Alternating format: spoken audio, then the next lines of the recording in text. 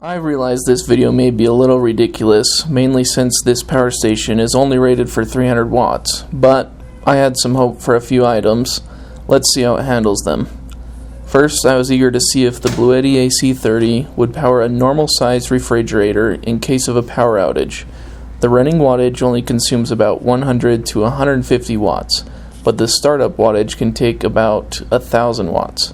However, the Bluetti is rated for 800 watts of surge power for the first 0.6 seconds. But after testing it 3 times, it just won't run this refrigerator. As soon as I turn the inverter on, the light turns off and the whole unit shuts down, but at least it doesn't do any damage to my power station.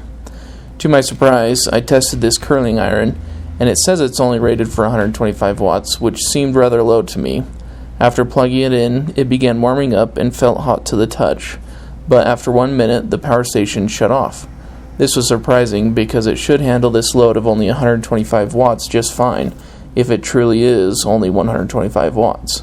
So I went and grabbed another similar unit. As I recall, it was also rated for a similar wattage. I plugged it in and ran it for a long time, and the power station never shut off. I tried putting this tissue paper in it to see if it would start burning, just enough to show you that it was indeed hot. Maybe there was a flaw with the first curling iron, but the second one worked great. Next, I knew this test would fail, as I tried this hairdryer rated for upwards of 1500 watts. The Bluetti powers the fan just fine, but as soon as you flip the switch for heat, it shuts the unit off immediately. It's simply way too power hungry. I also tested this toaster, and as expected, it failed too.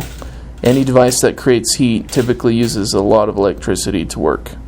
The device most important to me that I wanted to work is this Milwaukee charger. I have several Milwaukee tools and batteries that are in need of constant charging, and to my great satisfaction, the Bluetti powers the charger, and I have charged a couple of batteries all the way to full now. Hopefully this video has been helpful and can help you understand which type of devices it can run and not. Please remember to hit the like button and consider subscribing to my channel. Thanks for watching and have a good one.